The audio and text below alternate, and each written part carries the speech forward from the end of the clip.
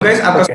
Pharmacist word में आज लाया हूं एसएसएस के बारे में, जो कि फॉर्म डी से बिलोंग करते हैं सर। और क्या कहते हैं, एक डॉक्टर हैं प्रोफेशनली।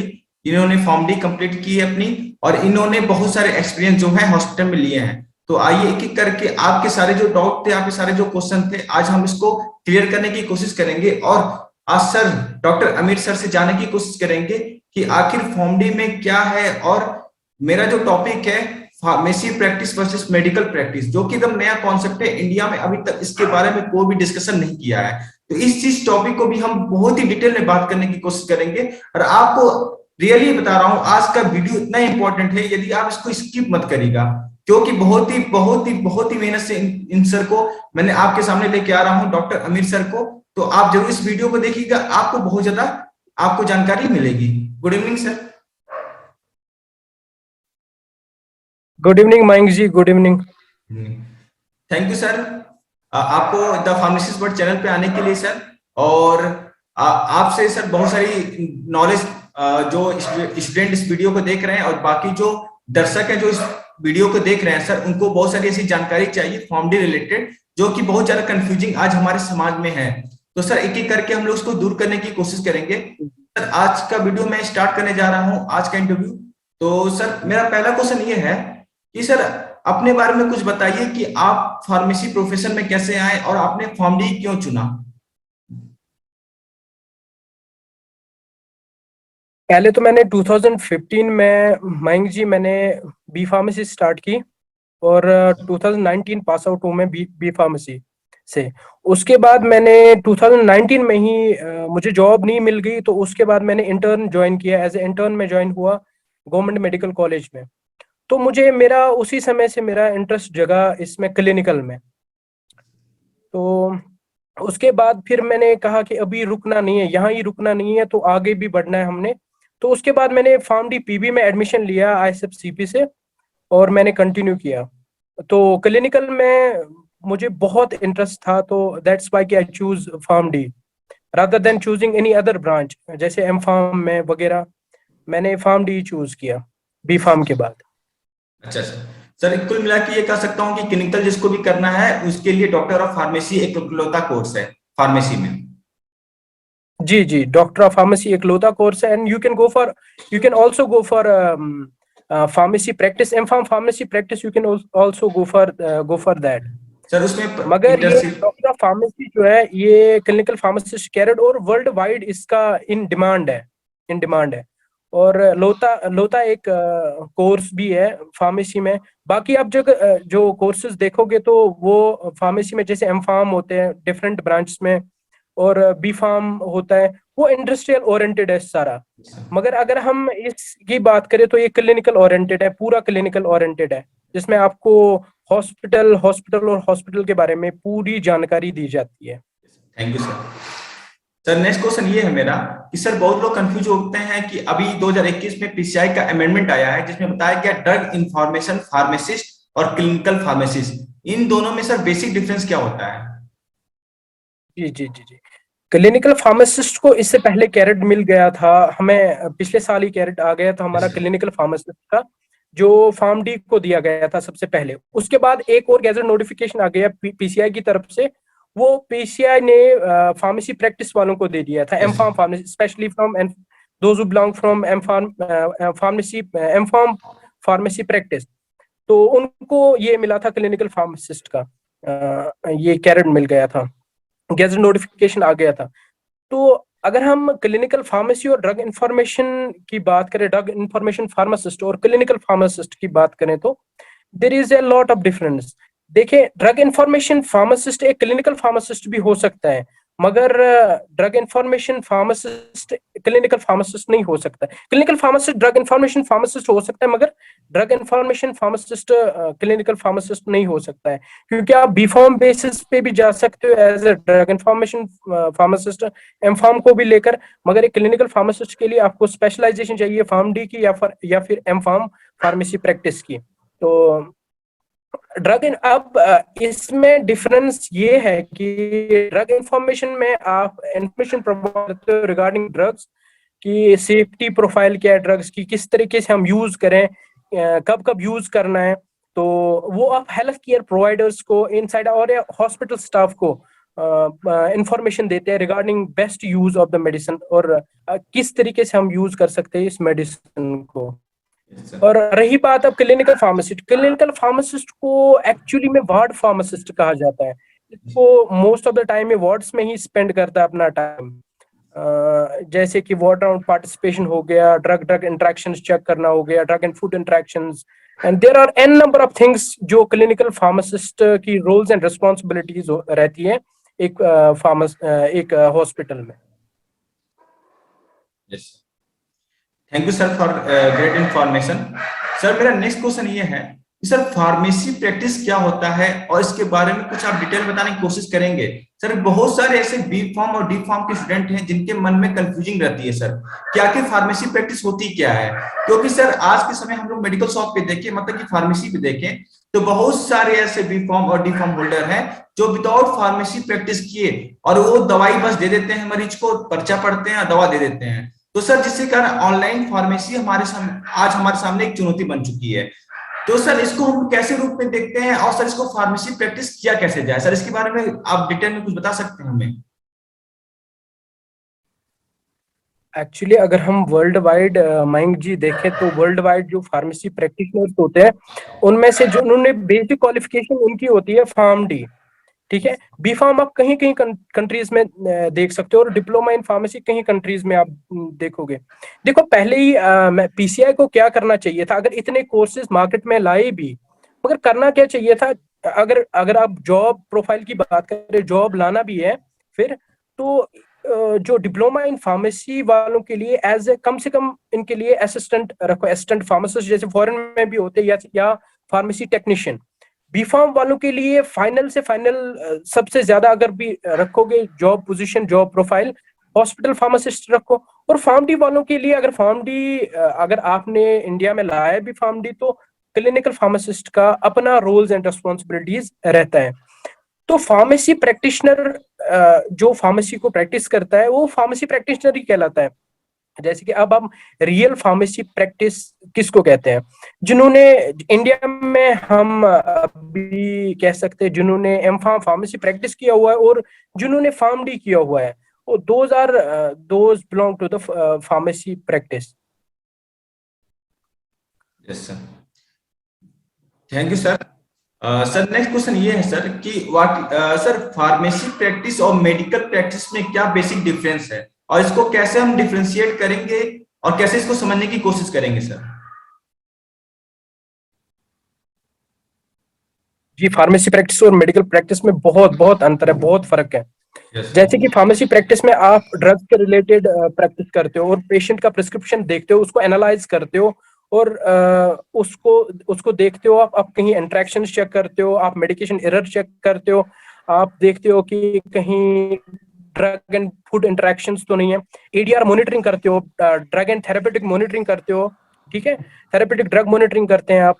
ये सारी चीजें आप प्रिस्क्रिप्शन के साथ और ड्रग्स के साथ करते हो और आप देखते हैं एट द एंड जो फार्मेसी प्रैक्टिशनर का काम होता है, एट द एंड उसका जो आउटकम होता है, एट द एंड कंक्लूजन ये होता है कि पेशेंट जो भी दवाई ले रहा है, मेडिसिन ले रहा है, वो सेफ है उसके लिए कि नहीं है। ये इंश्योर कौन करता है? एक फार्मेसी प्रैक्टिशनर ही करता है। एक फार्म डी डॉक्टर करेगा और एक एज ए क्लिनिकल फार्मासिस्ट वो काम करता है, क्लिनिकल फार्मासिस्ट ही करेगा वो काम। और अगर हम मेडिकल फील्ड की बात करें तो मेडिकल प्रैक्टिस डिफरेंट है फार्मेसी प्रैक्टिस से। मान लो अब हम फार्मासिस्ट की बात करें, फार्मासिस्ट सर्जरी नहीं कर सकता है, ठीक है। एक डॉक्टर का काम, अगर एमबीबीएस है, एमबीबीएस सर्जरी भी पढ़ता है, वो साथ में मेडिसिन भी पढ़ता है। और मेडिसिन हमें कंसेप्ट देखा गया है, हम मोस्ट ऑफ द टाइम फार्मडियंस क्या करते हैं कि वो कंपेयर करते हैं अपने आप को एमडी डॉक्टर्स के साथ, मगर there is a lot of difference. देखो, अगर इसी से आपको एक क्लू मिलेगा कि मेडिकल प्रैक्टिस और फार्मेसी प्रैक्टिस में क्या अंतर है। देखिए, एमडी डॉक्टर को क्या है ना, उसने बॉडी के बारे में ज्यादा पढ़ा होता है और मेडिसिन देता है, उसी हिसाब से फिर ट्रीटमेंट देता है। किसी डिजीज को, पर्टिकुलर डिजीज को टारगेटेड ऑर्गन पे देखता है, डायग्नोस करता है, उसके बाद फिर वो ट्रीटमेंट प्रोवाइड करता है। मगर डॉक्टर ऑफ फार्मेसी जो है, ये ड्रग्स का डॉक्टर है, इसे देखना है कि ये जो बॉडी में ड्रग गया है इसकी इसका प्रोफाइल चेक करना है, इस ये एब्जॉर्ब हुआ है कि नहीं हुआ है, ये ड्रग इस ड्रग की इफिकेसी क्या है, ये पेशेंट को ये रेशनल प्रिस्क्राइबिंग की है डॉक्टर ने कि नहीं की है, एडीआर तो नहीं हुआ है, कोई इंटरेक्शन तो नहीं है। ये सारी चीजें फिर डॉक्टर ऑफ फार्मेसी पर्सनल के अंडर आती है, ठीक है। और ये डिफरेंस रहा, एक एक फार्मासिस्ट एज पर गाइडलाइंस एक सर्जरी नहीं कर सकता, वो मेडिकल प्रैक्टिस में आता है, ठीक है जी, और सर्जिकल प्रैक्टिस में आता है। तो फार्मेसी प्रैक्टिस डिफरेंट है एज एज मेडिकल प्रैक्टिस। अब ये आता है कि अब हम जैसे फार्मडी डॉक्टर्स को कैसे रोल मिल सकता है आगे काम करने में। There are many things, several things कि कैसे कर सकते हैं। एक ब्रिज कोर्स, जैसे कि बीएमएस वालों के लिए, ये बीएएमएस वालों के लिए एक ब्रिज कोर्स लाया गया इससे पहले, और वो 1 साल का होता था, उसका समय 1 साल होता था। 1 साल के बाद फिर वो फिर मेडिकल प्रैक्टिस कर सकते थे, मगर एड ऑन कोर्स करना जरूरी है इस चीज के लिए। तो ये डिफरेंट है, फार्मेसी प्रैक्टिस अलग है और मेडिकल प्रैक्टिस अलग है। Thank you sir. और पेशेंट को आप काउंसलिंग करोगे हमेशा हमेशा regarding best and safe use of the medicine, ठीक है जी। ठीक है, थैंक यू सर। सर इसका मैं एग्जांपल दे सकता हूँ, इसका मैं एग्जांपल दे सकता हूँ। देखिए, अलग अलग टाइम, अगर प्रेगनेंसी की बात करेंगे तो अलग अलग ट्राइमेस्टर में आप कुछ मेडिसिन ऐसे होते हैं कि वो आप फर्स्ट ट्राइमेस्टर में नहीं खा सकते, नहीं दे सकते एक प्रेग्नेंट वुमेन को। तो उसको हम क्या करते हैं, उसको हम वो मेडिसिन कभी कभी क्या होता है कि वो मेडिसिन हम थर्ड ट्राइमेस्टर में दे सकते हैं, वो सेफ है थर्ड ट्राइमेस्टर में as compare to first trimester. मैंने अभी, आप बिलीव नहीं करेंगे, मैंने अभी एक रिव्यू किया एक प्रिस्क्रिप्शन रिव्यू किया। उसमें क्या है ना कि एक फीमेल को यूटीआई हुआ था, जो उसको एंटीबायोटिक्स प्रिस्क्राइब किए गए थे फर्स्ट ट्राइमेस्टर में, उसमें कुछ एंटीबायोटिक्स बचे थे, वो यूज कर, उसका अभी चल रहा है थर्ड ट्राइमेस्टर, वो थर्ड ट्राइमेस्टर में यूज कर रही है। वैसे कि जैसे कि वो थर्ड ट्राइमेस्टर में बिल्कुल भी सेफ नहीं है वो मेडिसिन, ठीक है। इसलिए एक फार्मासिस्ट का, एक क्लिनिकल फार्मासिस्ट का बेस्ट रोल ये रहता है कि रिगार्डिंग ड्रग्स, क्योंकि because you are inserting chemicals inside the body, right. ये कोई कहीं दुकान से मिठाई नहीं खरीद के ला रहे हो और खा रहे हो, you are putting chemicals inside the body. तो आपको ध्यान रखना है और कब किस समय किस तरीके से लेना है, ताकि इसकी सेफ्टी प्रोफाइल, जो ड्रग की सेफ्टी प्रोफाइल है, बरकरार रहे। वो आपको कौन गाइड कर सकता है, वो एक क्लिनिकल एक एक्सपर्ट ही गाइड कर सकता है। तो वो मुझे लगता है क्लिनिकल फार्मासिस्ट से बेटर कोई गाइड नहीं कर सकता। Thank you sir for your great information.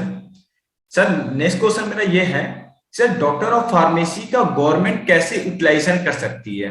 Government का हमेशा रोना रहता है कि सर डॉक्टर की कमी है, डॉक्टर की कमी है। सर डॉक्टर की कमी नहीं है, वो पैसा देना ही नहीं चाहते, मुझे ऐसा लगता है। बात रही सर अभी इंग्लैंड में हाल ही में क्या हुआ है कि फार्मासिस्ट को सर जो है, जो कम्युनिटी फार्मासिस्ट होते हैं, जो उनको क्लिनिकल नॉलेज दिया जाएगा ऑन्कोलॉजी का।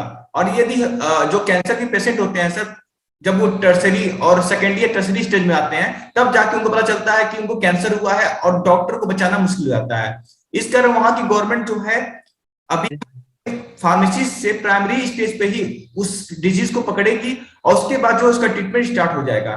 तो सर इंडिया में भी बहुत सारे ऐसे अवसर हैं जहां कम्युनिटी फार्मेसिस्ट जो क्लिनिकल रखते हैं नॉलेज, सर जो क्लिनिकल नॉलेज जिनके पास एक्सपीरियंस होता है, उसका यूटिलाइजेशन गवर्नमेंट कर सकती है। तो सर आपको किस रूप में देखते हैं और डॉक्टर ऑफ फार्मेसी की स्कोप को किस रूप में बढ़ाया जा सकता है? देखो, अगर हम रिप्लेस करें ना कम्युनिटी फार्मेसी को क्लिनिकल फार्मेसी से, जैसे कि फॉरेन में प्रैक्टिस क्लिनिकल फार्मासिस्ट प्रैक्टिस करता है, यस सर। कम्युनिटी फार्मासिस्ट होता है कि एक रिटेल ड्रग स्टोर जो बाहर रहता है कम्युनिटी में, और वो कम्युनिटी को सर्व करता है। अगर उसके पास प्रिस्क्रिप्शन लिया जाता है और प्रिस्क्रिप्शन देख के वो मेडिसिन आपको प्रोवाइड करता है, डिस्पेंस करता है मेडिसिन। मगर क्लिनिकल फार्मासिस्ट का क्या रोल रहता है, इधर ही आप क्लिनिकल फार्मासिस्ट आपका रिव्यू करेगा, प्रिस्क्रिप्शन पूरा रिव्यू करेगा, आपको काउंसल करेगा, किस टाइम से आपको एक टेम्पलेट बना के देगा, किस टाइम मेडिसिन खाना है, किस टाइम नहीं खाना है, ठीक है जी। मैं जब रिव्यू करता हूँ, बहुत सारे प्रिस्क्रिप्शन में रिव्यू करता हूँ, मैं देखता हूँ कि डॉक्टर देता है उधर हॉस्पिटल में दवाई लिख के, पेशेंट घर आते आते भूल जाता है कि मुझे कौन सी हाइपरटेंशन की दवाई सुबह खानी है और वो शाम को खाता है, ऐसा हाल है। तो कहाँ आउटकम आएगा? नहीं आएगा आउट। कैसे खाना है, कैसे खानी है ये दवाई? अगर आपको डॉक्टर प्रिस्क्राइब कर रहा है कि ये एंटीबायोटिक दिन में 2 बार लेना है, घर आते आते आपको फार्मासिस्ट ये बोलता है ले लो जी, ये सुबह शाम खाना है, ये सवेरे खाना है, ये आपको खाने के बाद खाना है, वो घर आते आते बेचारा भूल जाता है। ठीक है जी। तो there are some set of techniques जिनसे एक पेशेंट को याद भी रह सकता है। अगर लेमैन भी हो सकता है होगा तो उसको भी उन टेक्निक से पता चलेगा कि नहीं किस टाइम कैसे मेडिसिन खानी है। अगर आपको एंटीबायोटिक दिन में 2 बार खानी है तो आप एक ही बार खा रहे हो, आपको लगता है रिजल्ट सही आएंगे, आउटकम जो डिजीज क्योर होएगी कि नहीं होएगी? नहीं होएगी। तो कम चांसेस है कि डिजीज क्योर होने के। तो यहाँ रिव्यू करना होता है कि फार्मडी डॉक्टर को क्या काम होता है कि एक रिव्यू करना है कि प्रीवियस मेडिकल हिस्ट्री देखनी होती है, कि प्रीवियस मेडिकेशन हिस्ट्री देखनी होती है, उसको फूड एलर्जी किसी मेडिसिन से तो एलर्जिक तो नहीं है, वही वही लिख के वो डॉक्टर को प्रोवाइड कर सकता है। उससे आसानी हो सकती है डॉक्टर को आगे देखने में कि इसको प्रीवियस मेडिकल हिस्ट्री क्या थी, मेडिकेशन हिस्ट्री क्या थी। ठीक है। और अगर मेडिकेशन हिस्ट्री में कोई मेडिसिन ऐसा है कि वो उसके पास पेंडिंग है, अभी है बचा हुआ, ठीक है, अगर अगर डॉक्टर फिर से वही लिख रहा है, मान लो कि पेंटॉप चल रहा है, कोई पेशेंट खा रहा है पेंटॉप 40, ठीक है जी, तो अब क्या है ना, डॉक्टर वो किसी और डॉक्टर के पास चली गई, उसने चला गया या चली गई, उसने क्या किया ना, उसने वही वही पेंटॉप 40 दे दिया फिर से। ठीक है। अब फार्मासिस्ट क्या करता है कि ऑनगोइंग रिव्यू करता है, प्रीवियस मेडिकल हिस्ट्री से ये भी पता चलेगा कि नहीं इसके पास पेंटॉप 40 है, नहीं जरूरत है नहीं नया स्ट्रिप लाने की पेंटॉप 40 का। उससे क्या होगा, कॉस्ट मिनिमाइजेशन भी होगा। ये 40 रुपए, ये 50 रुपए बच भी सकते हैं। ठीक है जी।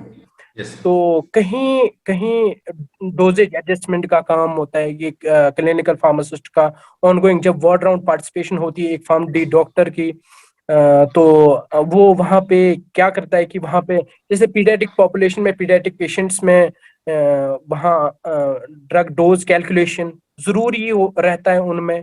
ठीक है जी। उनमें वो ड्रग डोज कैलकुलेशन करें तो ताकि बेटर आउटकम आ जाए। ठीक है जी। तो डॉक्टर लिख के देता है, वो चला जाता है, फिर कोई एक्सपर्ट नहीं होता है, because we always need an expert advice. Expert advice के बगैर आपको कभी भी आउटकम नहीं मिल सकता, ये मेरा मानना है। Thank you sir.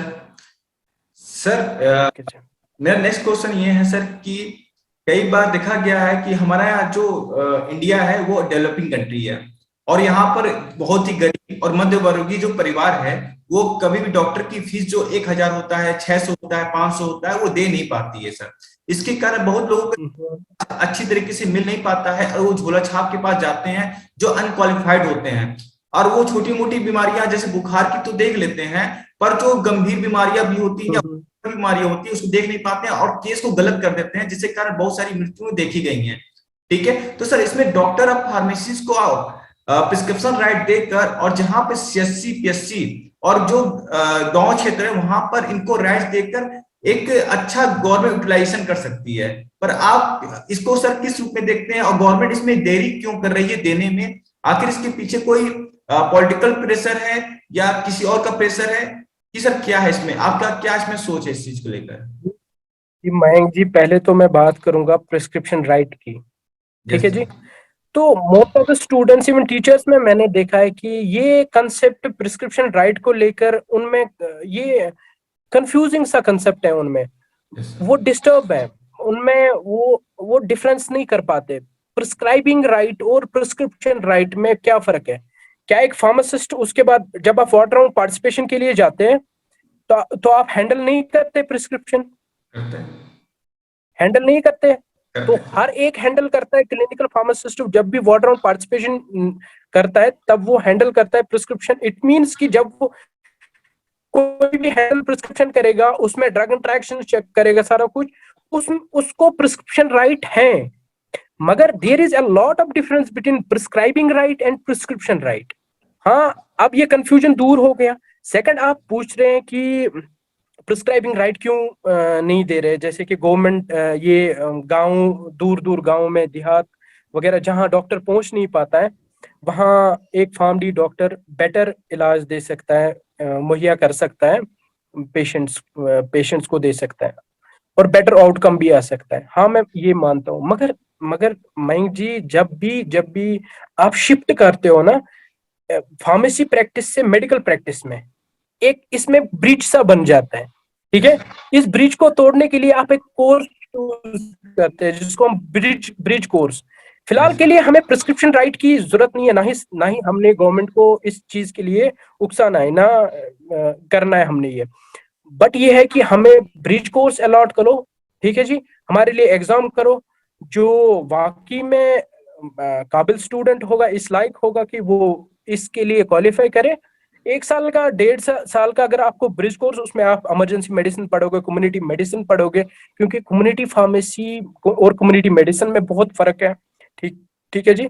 वो आप पढ़ के उसके बाद मुझे लगता है कि एक फार्मडी डॉक्टर बहुत बेटर ट्रीटमेंट प्रोवाइड कर सकता है in case of rural areas और in also in urban areas, right.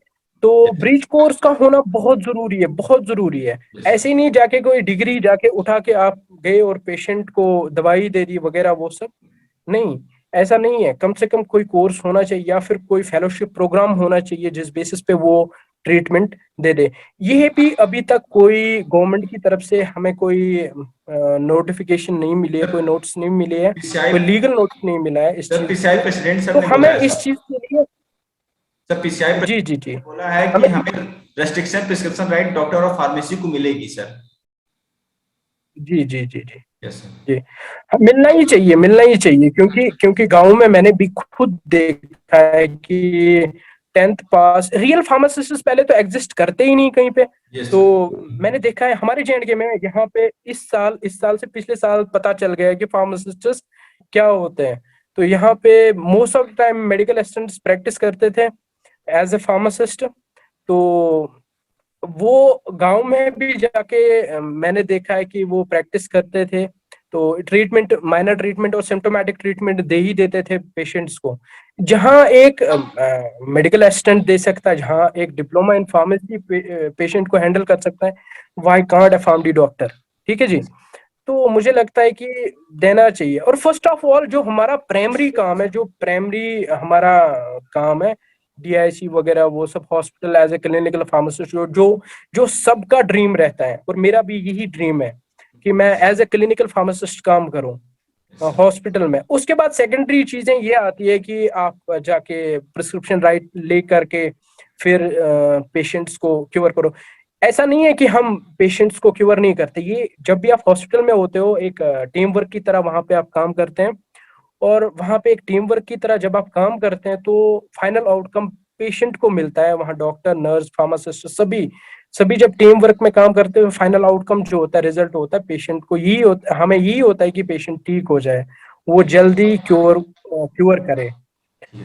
Sir next question ये है कि सर कई बार एमडी डॉक्टर का कंपेयर मतलब कि फार्मडी डॉक्टर के साथ किया जाता है कि sir PharmD doctor MD pharmacology की इक्विवेलेंट है, ठीक है सर। तो इसमें क्या डिफरेंस है डॉक्टर ऑफ मेडिसिन और डॉक्टर ऑफ फार्मेसी में, क्या आखिर कंपैरिजन क्यों किया जाता है सर ऐसा ज्यादातर? देखिए, जब आप हायर स्टडीज के लिए हायर पढ़ते हो ना, आपको ये कंक्लूजन मिलता है कि pharmacy, doctor of pharmacy means is the doctor of drugs, right.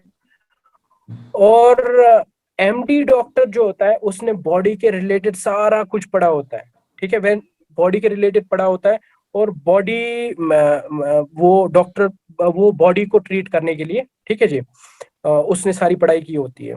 मगर अगर हम फार्मडी डॉक्टर की बात करें तो ये डॉक्टर ऑफ ड्रग्स है, इसने ड्रग्स मोस्ट मोस्ट इसके सिलेबस में और क्राइटेरिया इसका जो रहा है, सिलेबस का क्राइटेरिया, उसमें ड्रग्स के बारे में ही ज्यादा पढ़ाया गया है, और डिजीजेस को कम और बॉडी को कम पढ़ाया जाता है, ठीक है। वो बॉडी का एक्सपोर्ट होता है और ये ड्रग का एक्सपोर्ट होता है, तो यही मेजर डिफरेंस है।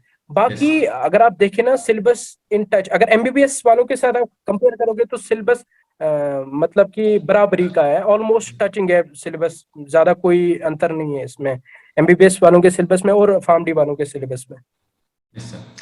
सर नेक्स्ट क्वेश्चन ये है सर कि गवर्नमेंट सेक्टर में कम जॉब होने के कारण डॉक्टर और फार्मेसी को वो कहाँ पे अपनी जॉब को बढ़ा सकता है, कहाँ पे अपॉर्चुनिटी ढूंढ सकता है? और जी, फिर से आप रिपीट करें। सर गवर्नमेंट सेक्टर में कम जॉब होने के कारण क्या और जॉब अपॉर्चुनिटी फॉर्मडी के लिए रखी गई है?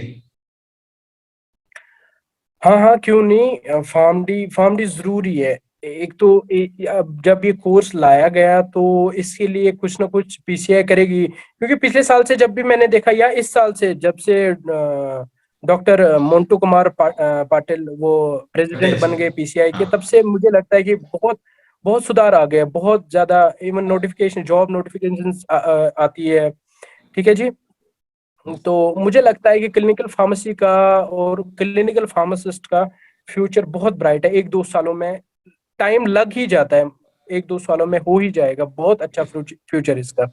और we hope for the best, we always hope for the best. Sir next question ये है, कैसे हम फार्मेसी प्रैक्टिस के बाद मेडिकल प्रैक्टिस कर सकते हैं, डॉक्टर और pharmacy holders? Sir PharmD doctor. मैंने मैंने इससे पहले भी बोला है आपको, अगर आपको मेडिकल प्रैक्टिस करनी है तो फॉर दैट आपको हॉस्पिटल में कम से कम 1-2 साल बिताने हैं, देखना है हॉस्पिटल का एनवायरनमेंट, तो देखना है आपने कम से कम। और सेकंड ये कि there are some sort of bridge courses. अगर आप बीएमएस वालों की बात करें ना, उन्होंने आयुर्वेदिक पढ़ा होता है, यूनानी पढ़ा होता है। ठीक है, बीएमएस वालों ने आयुर्वेदा, यूनानी वगैरह, उनको भी जब भी वो मेडिकल प्रैक्टिस में आते तो उनके लिए गवर्नमेंट ने इससे पहले क्या किया था कि ब्रिज कोर्स करें। पहले वो ब्रिज कोर्स करके 1 साल का ब्रिज कोर्स, उसके बाद उन्हें फिर मेडिकल प्रैक्टिस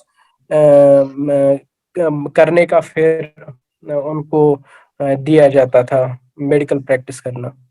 यस सर। मगर हमारे लिए भी हो बेटर रहेगा हमारे लिए, ताकि हम अंडरस्टैंड करें पेशेंट क्या है, हम अंडरस्टैंड करें हॉस्पिटल क्या है। हम वेरियस डिपार्टमेंट्स में जब जाएंगे, देखेंगे, हम और अच्छे से जानेंगे, क्योंकि आफ्टर ऑल हमें डील करना है, पेशेंट के साथ डील करना है। ठीक है, यस हमारे सर। फील्ड में कहा जाता है कि अगर आप गलती करोगे तो गलती नहीं कर सकते, एक बार भी गलती नहीं कर सकते। क्यों? क्योंकि हमारे फील्ड में गलती की गुंजाइश है ही नहीं। तो हमें यस परफेक्ट रहना ही रहना होता है, हमेशा परफेक्ट रहना ही रहना होता है। Yes sir. ठीक है और कोशिश सर। हमेशा करनी होती है कि पेशेंट को कोई नुकसान ना हो जाए। क्योंकि अगर आप देखोगे ना कि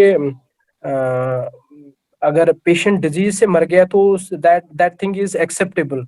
बट अगर अगर पेशेंट मेडिसिन से अगर उसकी मौत होगी तो that's not acceptable, yes that's not acceptable. Sir. तो हमें ध्यान से देना होता है, because we are setting chemicals inside the body, putting chemicals inside the body, तो इस चीज को हमें ध्यान में रखना होता है। Thank you sir. Sir last question मेरा ये है, सर फॉर्मडी डॉक्टर्स का भविष्य क्या होगा, और इंडिया में इनका कोई रोल और रिस्पॉन्सिबिलिटी आगे भविष्य में बढ़ने के चांसेस कितने आपको लगते हैं? सर आप एक वेल एक्सपीरियंस फॉर्मडी हैं तो आपको जरूर इसका अनुभव होगा। जी, भविष्य जरूर अच्छा होगा, और हमें कोशिश करनी चाहिए, एक यस सर। कम्युनिकेशन हमें आपस में रखनी चाहिए विद सीनियर्स, जूनियर्स के साथ एक बेटर कम्युनिकेशन रखनी चाहिए। तो आई होप कि हमारा फ्यूचर बहुत ज्यादा ब्राइट होगा। तो इसके अलावा हमारा ये है कि अगर अगर स्टूडेंट्स को ये चाहिए कि एकेडमिया में भी जा सकते हैं। क्लिनिकल रिसर्च एक अच्छा ब्रांच है जहाँ पे बहुत डिमांड, फार्मडी डॉक्टर्स की डिमांड है, और वहाँ पे आप जा सकते हैं।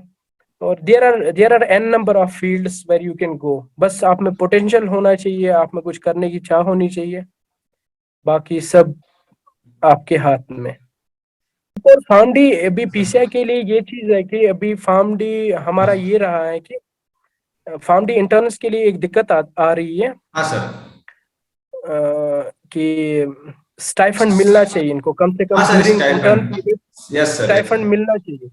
हाँ, सर इनको ये स्टाइफंड मिलना सर चाहिए। इनको, सर क्या मेडिकल की तरह यहाँ पर फॉर्मडी वालों को स्टाइपेंड क्या मिलता है कि नहीं मिलता है? बहुत लोगों का क्वेश्चन ये भी था सर, मेरा क्वेश्चन ये छूट गया था। तो क्या सर स्टाइपेंड इनको मिलती है? नहीं, एक्चुअली फिलहाल के लिए कोई ऐसी नोटिफिकेशन नहीं आई पीसीआई की तरफ से और या एआईसीटी की तरफ से, दोनों इस कोर्स को चला रहे हैं अभी। तो कोई नोटिफिकेशन नहीं कि फार्मडी डॉक्टर्स को या फिर फार्मडी इंटर्न्स को कोई स्टाइफंड मिल जाए ड्यूरिंग इंटर्न। जैसा कि बी फार्म के बाद आप एम फार्म के लिए जाते हो तो उधर आपको स्टाइफंड मिलता ही मिलता है, एक स्कॉलरशिप Yes, प्रोवाइड होती है। yes, sir. तो गवर्नमेंट की तरफ से आपको स्टाइफंड मिलता ही मिलता है हर महीने का। मगर कम से कम 1 साल के लिए फार्मडी डॉक्टर्स के लिए, फार्मडी इंटर्न्स के लिए 1 साल का कम से कम स्टाइफंड मिलना ही मिलना Yes, sir. चाहिए। Yes, तो sir. उनके लिए बेटर बेटर रहेगा ताकि वो उस एनवायरनमेंट में बहुत अच्छे से काम कर सके। Yes, sir. जी sir, thank you sir. Sir thank you sir आज के लिए। Thank you very much Mayank, thank you very much. ठीक सर।